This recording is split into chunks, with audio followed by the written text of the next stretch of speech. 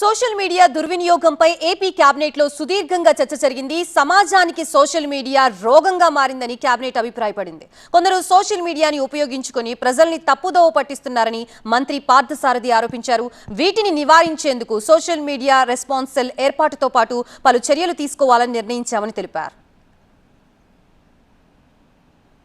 వారు ఆ సోషల్ మీడియాని కేవలం తమ రాజకీయ ప్రత్యర్థుల్ని అవమానించడానికి, లేకపోతే వ్యక్తిత్వ హననం చేయటానికి, లేకపోతే ప్రజల్లోకి అబద్ధాలని వ్యాపింప చేయటానికి వాడుకుంటున్నారు తప్పితే ఒక మంచి విషయం గురించి తక్కువ వాడుకుంటున్నారని చెప్పేసి కూడా ఈ సందర్భంగా తెలియజేస్తాను. ఒక రాష్ట్ర స్థాయి సోషల్ మీడియా రెస్పాన్స్ సెల్ను ఒకటి ఏర్పాటు చేయమని చెప్పారు.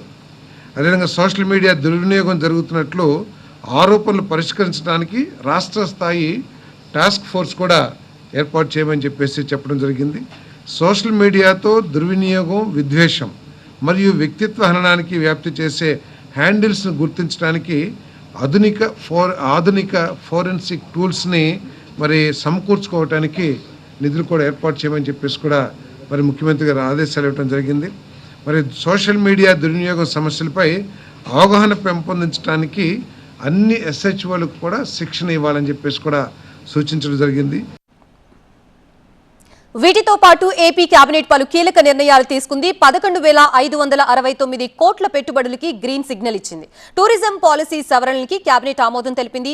3 సెంటర్స్ ఫర్ ఎక్సలెన్స్ కి గ్రీన్ సిగ్నల్స్ ఇచ్చింది.